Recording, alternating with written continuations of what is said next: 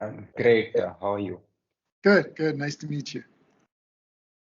Thank you. Firstly, thank you very much for your presence on my show. Oh, sure. I appreciate you taking an interest in what we're doing. So, I've gone through your profile. I can see you're doing a lot of work. So, I thought to tell about your work to my audience. Okay, So, can you please introduce yourself to my audience? sure. I'm Mike Kanovitz. I am an attorney in Chicago, Illinois. I'm also the CEO of Jurat Blockchains, which is a legal tech company in the Web3 space. And in specific, we are working on solutions that allow people to enforce their legal rights on blockchains, which is something that is sorely missing.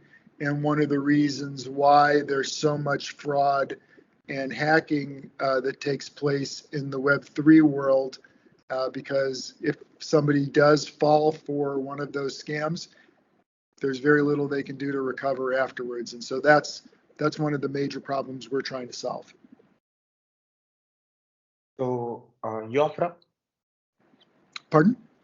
You're from? I'm You're from from? which place? Oh, You're from from which place? Chicago, Illinois, in the U.S. So, what made you to start this? What made you to solve this kind of a problem? So I've been practicing as a lawyer for over 20 years, representing people who have been victimized by some, legal wrong. It could be that their civil rights were violated. It could be that they were injured in some way. And part of what I do is consumer protection work. So people who got taken advantage of by a big company or that sort of thing. And I started representing people in the crypto space who had been, scammed. Could be a phishing scam, could be a rug pull, ICO scams, that sort of thing. And what we learned is, we could help those people in court. A judge is going to understand what happened and is going to side with them. But even if they proved their case in court, there's nothing really that the court can do to get them their assets back.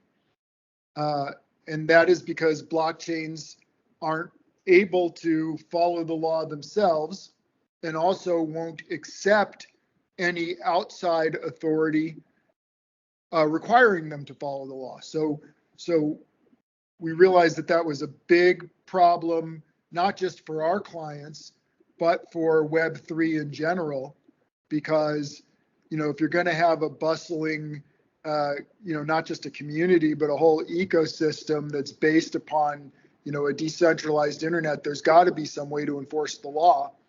Otherwise, that ecosystem can't go very far in terms of replacing how we do business in the real world. So we started working on that issue with some blockchain engineers with the idea that we wanted to find a way that blockchains could follow the law without undoing all of the things that make blockchains good, without hurting decentralization, without creating a central point of failure, without affecting people's anonymity.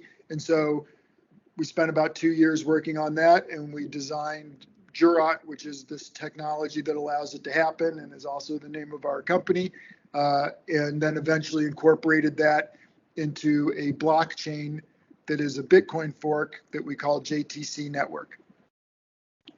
So, I understood what you said. So the problems that arise in blockchains that cannot be solved and that cannot be uh, known and that cannot be retrieved if the money is lost. Sure. So, everybody has the legal right to recover their property if they lose it. They have the legal right to, if they prove that they were defrauded, get back what they gave.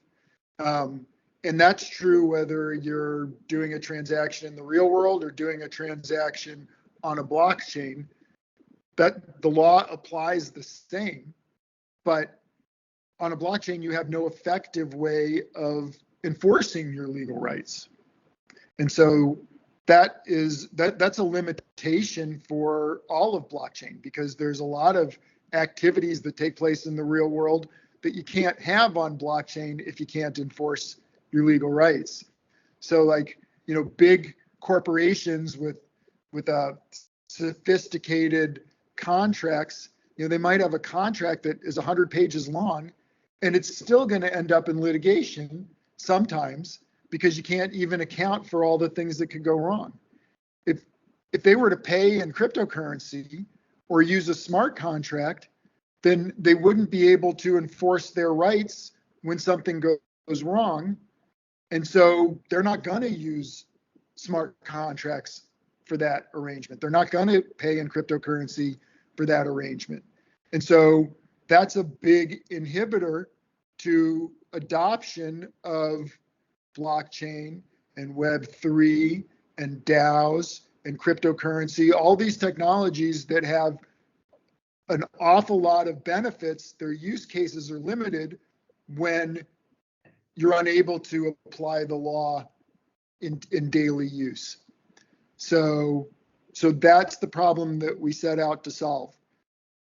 And that's the technology that we call Jurat that solves it. So if you have more questions, please ask them. Otherwise, I can just explain how it all works too. Yeah, sure. I have some more interesting questions. Before asking those questions, I just want to quickly say about my sponsor for my podcast. Sure. Yeah, so it's Start Adam. Sales and customer facing teams often switch between several communication tools, causing time management and visibility issues that can slow down deal velocity.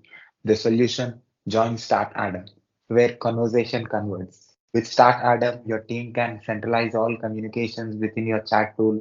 No more switching, waiting, or fragmented chats, because chat messaging is where business gets done.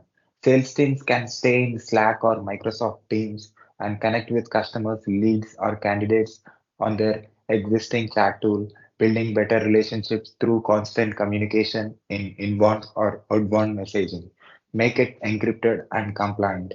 Plus, bring all communication into your CRM or ticketing system.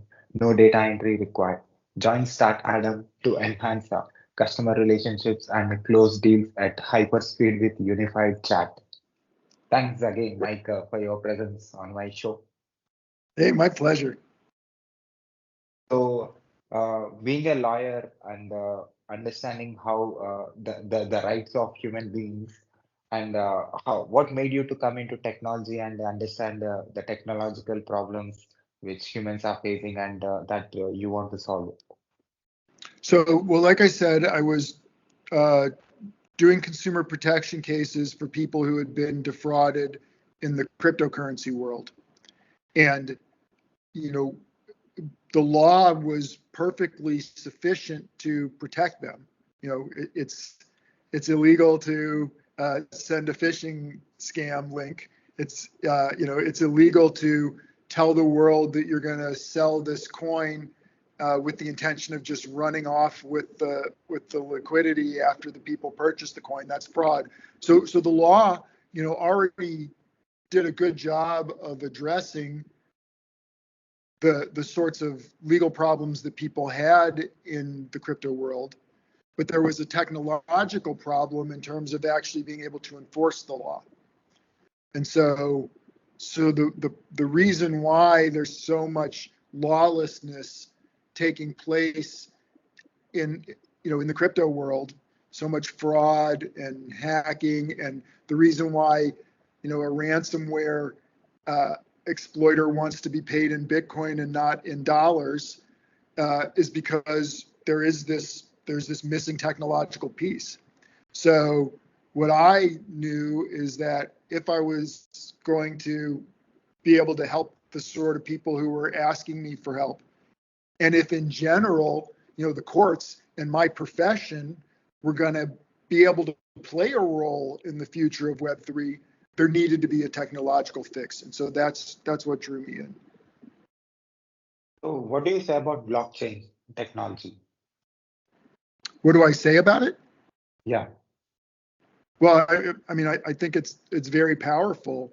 The more I've learned about it, and it's been, several years now, the more I've gotten sucked into all the possibilities for how I can improve on people's daily lives. And the way I look at it is that, the thing that makes human beings so like such a powerful force on this planet is our ability to cooperate with each other. It's been that way since we lived in small, family groups, and then in tribes, and then in cities and nations. And the wider the scale at which we can cooperate, the more powerful that we are. And there's some types of cooperation that won't work unless you can trust each other. So, for example, if you and I can't really enter into a contract unless we know that if I, breach the promise that I gave you, or you breach the promise that you gave me, we have access to a court to make it right. If otherwise, unless I knew you very well, I couldn't trust your promise. And if I can only cooperate with people who I know very well, well, that's a lot less cooperation than if I can cooperate with nearly anybody as long as I know there's a court there. And blockchain takes that ability to cooperate and expands it very greatly. And so I'm excited about that. But you have to have the ability to enforce the law in the background of blockchain, just like you have the ability to enforce the law in the background of a, in real life contract between you and me, so that people can rely and cooperate. There's plenty of examples of that. And then there's a lot of, economic theory about transaction costs and reliance costs and things like that. Blockchain can bring that down if you also can take advantage of the fact that there is legal enforcement operating in the background. So I hope that answers the question. So do customers, blockchain customers or crypto, the people who are using cryptocurrency does they know that the legalities and logistics behind it? So I think people who use cryptocurrency generally know that if they got defrauded, they have a legal right to do something about it. They report it to the police, but they also know that there's almost no chance that any recovery is going to happen. The police can't handle even 0.1% of all the crime and fraud that takes place on the blockchain. And people can't afford an attorney and investigators to go track down a fraudster who might live halfway around the world when all they know is the blockchain address, which is anonymous, right? So with the blockchain that we've created and the coin JTC, the people who are interested in that know that they have direct access to a court if they use that blockchain and that coin. And so if you like go to our socials, on Twitter, for example, which is at Jurat Network, there's a whole community of people who are very, very enthusiastic about this idea that you can both have cryptocurrency and be protected by the law and by courts if something goes wrong. People will feel a lot more comfortable about taking their life savings out of a bank and trusting it to a blockchain if they know that their legal rights are the same, whether they have the money in the bank or whether they have the money on a blockchain. As of now, JTC is the only blockchain that we've built that has that capability to it. Additional customers could be other blockchains that want to add that functionality, which will happen over time. Or if you're a developer and you want to be able to have a court ruling applied to your smart contract, you would want to build in Jurat into your smart contract. Those sorts of those are the sorts of customers. So what kind of customers that you already have now, the So clients? yeah, so right now we have users who own the coin. On the JTC blockchain, you can also essentially create tokens. They're ordinals because it's a Bitcoin format, but essentially NFTs. You can create tokens that are themselves tokenized legal rights.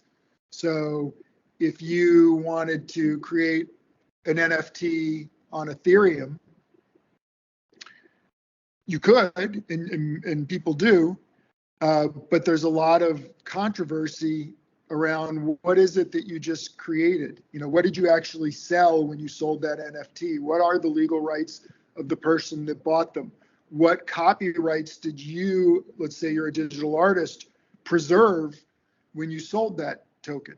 On JTC, all of that legal contract gets incorporated into the token, so there's no dispute about what the token represents. And if there's a breach, a court can take control of that token. And so there's a way to actually enforce those legal rights once you've released a token out into the world. All they know is the blockchain address, which is anonymous, right? So with the blockchain that we've created in the coin JTC, the people who are interested in that know that they have direct access to a court if they use that blockchain and that coin. And so if you like go to our socials, on Twitter, for example, which is at Jurat Network, there's a whole community of people who are very, very enthusiastic about this idea that you can both have cryptocurrency and be protected by the law and by courts if something goes wrong.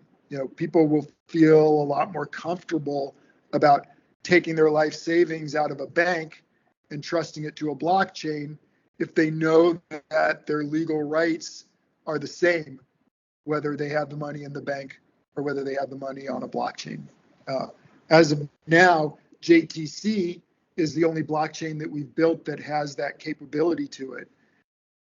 Additional customers could be other blockchains that want to add that functionality, which will happen over time. Or if you're a developer and you want to be able to have a court ruling applied to your smart contract, you would want to build in Jurat into your smart contract. Those are the sorts of customers. So what kind of customers that you already have now, the So clients? yeah, so right now we have users who own the coin. On the JTC blockchain, you can also essentially create tokens. They're ordinals because it's a Bitcoin format, but essentially NFTs. You can create tokens that are themselves tokenized legal rights. So if you wanted to create an NFT on Ethereum, you could, and people do, but there's a lot of controversy around what is it that you just created? What did you actually sell when you sold that NFT? What are the legal rights of the person that bought them? What copyrights did you, let's say you're a digital artist, preserve when you sold that token? On JTC, all of that legal contract gets incorporated into the token, so there's no dispute about what the token represents. And if there's a breach, a court can take control of that token. And so there's a way to actually enforce those legal rights once all of that legal contract gets incorporated into the token, so there's no dispute about what the token represents. And if there's a breach, a court can take control of that token. And so there's a way to actually enforce those legal rights once you've released a token out into the world and enforce their rights in court, and you can still enforce your rights in court.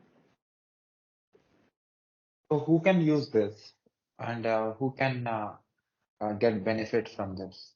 So it's a public blockchain, so anyone can use it. There's no difference in terms of how you create an account on the JTC blockchain versus how you create an account on the Bitcoin blockchain or any other public blockchain. You do it. You don't need permission. You don't need to register in any way. It's still anonymous. You still self-custody all your. So anybody can use this chain the same as any other chain. And then, in order to take advantage of the legal enforcement aspect of it, you basically come to the UI on our website.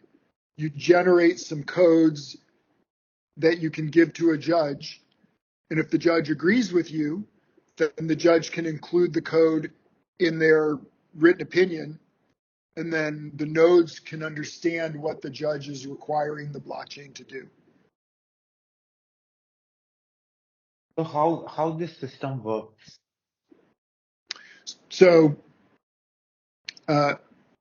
basically, we've taken the blockchain's native confirmation process.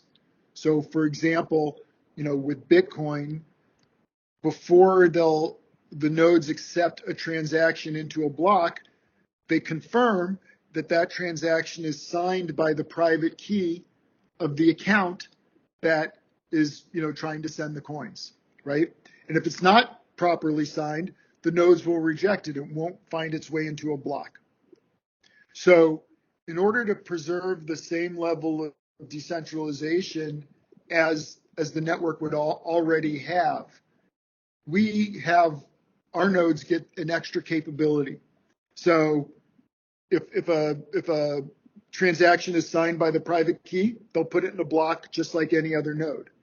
But if it's not signed by the private key, and if the transaction identifies a specific court in a specific case, the nodes will go and look at that court's docket to see if the court has made a ruling. And if the court has made a ruling that says that transaction should be entered on the blockchain, even though it's not signed with the private key, then each node will confirm that transaction in the same way they would have if it was signed by the private key. So with each node satisfying itself that a court has ordered that transaction should take place, and if so, admitting it into a block. So after starting this, what kind of change that you saw as a founder? So first of all, a lot of excitement that this is something that's even possible, because most people assume that, given the way blockchains are, there's no way to both preserve decentralization and have a blockchain comply with the law. So excitement. The judges that have had occasion to use it are very glad that they don't have to learn anything about blockchain.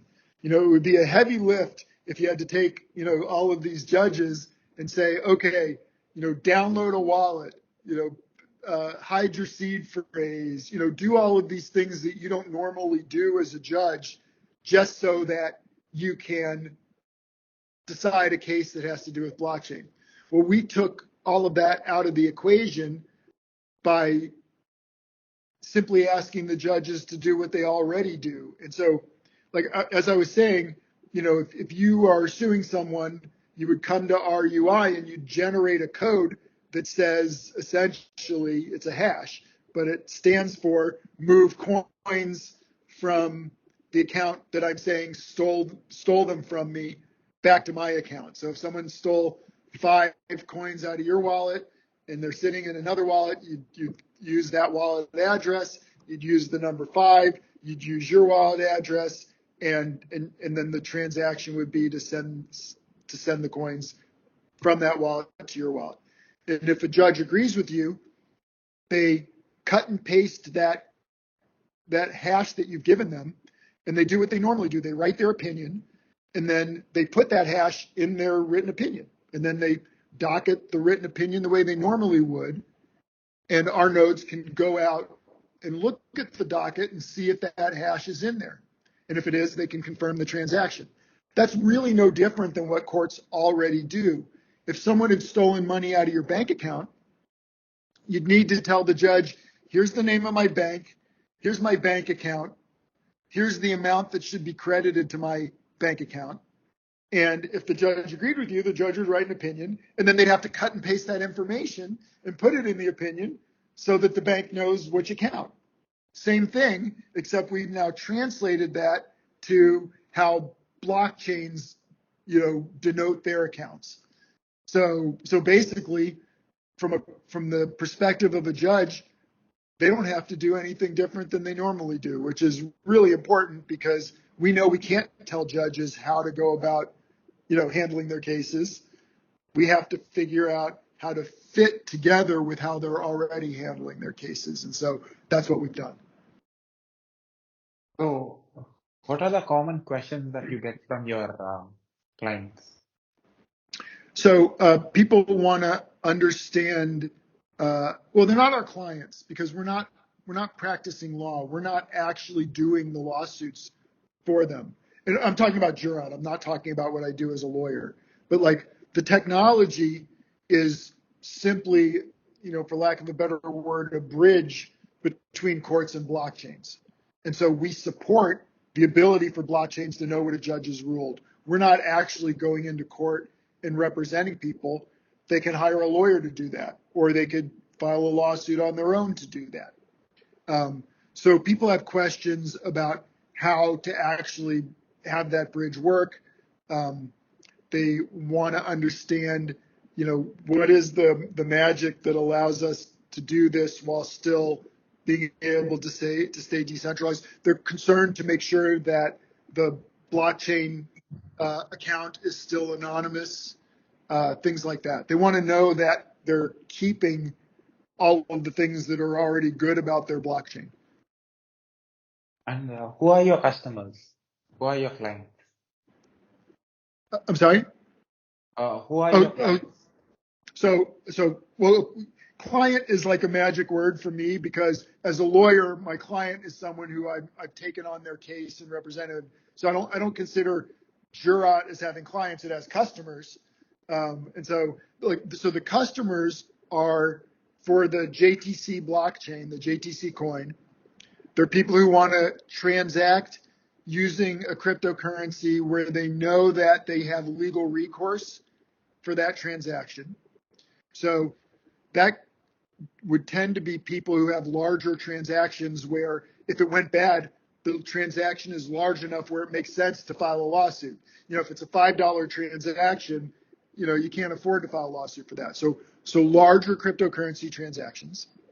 Then in terms of tokenization, it's digital artists, it's lawyers who want to create a blockchain-based legal product. So, write a will, create an ordinal for that will, put that on a blockchain, write a contract that can be transferred on the blockchain and enforced by a court. And then the third big category is people who want to tokenize real world assets because there's a problem. For example, can you still hear me? Because you're frozen. Yeah, I can hear you. Okay, great. Yeah, great. So if you want to tokenize the deed to your house, great. You've now created this coin or this token that represents your house. It's sitting in your wallet. What happens if somebody steals that token? Do they now own your house? Well, if the token is going to be able to be relied upon on the blockchain, then the person who possesses that token needs to be able to control the underlying asset. But you don't want anybody kicking you out of your house simply because they stole your coin. So you have to be able to go to court and recover that token if the person who holds it shouldn't. So if you want to tokenize real world assets, there needs to be a way for the rights in the token to legitimately reflect the rights in the real world piece of property. And the way to do that is to have the court have control over the token the same way it has control over the real world piece of property. And uh, what kind of customers can get benefit from this? So basically what the sorts of customers that I just listed, people who need legal recourse for a blockchain transaction, lawyers who want to create like services and products for their clients that could go on a blockchain and take advantage of those efficiencies. And then people who want to use the tokenization feature, which could be for example, like an NFT, digital art type NFT, where you want to preserve your copyrights, you want to be able to enforce your royalties, all things that are lacking on blockchains that can't connect to a court. And then lastly, and this is just this is a burgeoning area of blockchain, if you want to tokenize a piece of property that is normally under court control, well, you need a token that's also under court control. And so, the deed to a house is an example of that. So you are already a lawyer and working and helping humans to know their rights. What made you to come into technology and help the technology users? Well, like I said, it was the specific area of doing consumer protection for cryptocurrency users where I realized that there needs to be a technological solution if courts are actually going to be able to help people. And so that is what drew me in to learn more about the technology. At first, I couldn't wrap my mind around how it could be that, there could be these systems for people exchanging money out there, and it's totally outside of the realm of what courts can do. And I figured that courts didn't really know that either yet, and if they did understand that, they wouldn't like that, because it's not right to set up this whole area that's completely outside of the law. The law exists to protect everybody, and it's important that everybody follow the law. Now, not everybody's gonna, but when they don't, there has to be ways to enforce the law, and blockchain lacked that. So at last, what do you say about your service to my audience for watching this and listening to this from anywhere? So I would tell them to educate themselves about what it is that we are capable of doing once we connect blockchains to courts, so that there is this ability in the background to enforce the law. And you come to our website, it's jurat.io. Go look at our socials, like on Twitter, at Jurat Network. Join our Discord, which you can get those links all on our website. And you'll see that many of the limitations that blockchain faces right now and cryptocurrency face right now are solved by the ability for people to exercise their legal rights in the way that we have now engineered it so that they can. And once you understand that, you'll get very excited about what we're doing. I'll put your web link on the screen and also on the description, also in my website as well. People who find uh, uh, the Sure. website of yours anywhere in the internet can able to see the service that you are doing and can able to see how it can be helpful for them. Do you want me to put it in the chat, or do you want me to just share my screen with the website? Yeah, after this conversation, if you can send me the link, I can share it. Yeah, absolutely, I will. Yeah, and as a lawyer, as a founder of a technology company solving blockchain related problems, what is your observation about my work? About developing software and Yeah. such. Yeah. Have you seen videos of mine on YouTube? Your observation I about my work. Oh yeah, yeah, yeah. I saw an interview, the interview that you sent me with the man from Google service. You know, I think that what you're doing is important. You're introducing people to very specific areas of the world of technology that they might not know about, and so that's important for your audience because they should stay up to date because those are the sorts of things that are going to affect them in the future very soon. And it's important for those of us out here who are trying to change the world for people to know what they're working on. I did personally masters in software engineering, also bachelor's in computer science and engineering, Yeah, and I'm working as a DevOps engineer. That's my full-time job. Apart from that, I'm interviewing experts like you who are solving different problems in different parts of the world. So me communicating with experts like you who are working and solving different problems and helping humanity in different ways, what I'm going to learn and how I'm going to use this knowledge in my career. that's great. What I've learned since software, I only came into software in order to build this thing is that deadlines are a lot harder to meet than you'd think. When a court gives you a deadline, that's the deadline. But I've noticed that on development teams, it keeps getting pushed out. So, So can I put this video on my YouTube channel with your permission? of course. Yeah, and also can I put this audio and video clip on my podcast, website, internet, social media, everywhere with your permission? Yeah, I expected you'd post it as you usually do. Yeah, sure. Thank you very much again, Mike, for your time and sharing your sharing about your work to my audience and answering some of my questions. My pleasure. I appreciate you taking an interest in what we're working on. Thanks, again. Take care. Bye. Bye bye. Uh, Start Adam. Sales and customer facing teams often switch between several communication tools, causing time management and visibility issues that can slow down deal velocity. The solution: join Start Adam, where conversation converts. With Start Adam, your team can centralize all communications within your chat tool. No more switching, waiting, or fragmented chats, because chat messaging is where business gets done. Sales teams can stay in Slack or Microsoft Teams and connect with customers, leads, or candidates on their existing chat tool, building better relationships through constant communication in inbound or outbound messaging. Make it encrypted and compliant. Plus, bring all communication into your CRM or ticketing system. No data entry required. Join Start Adam to enhance customer relationships and close deals at hyper speed with unified chat.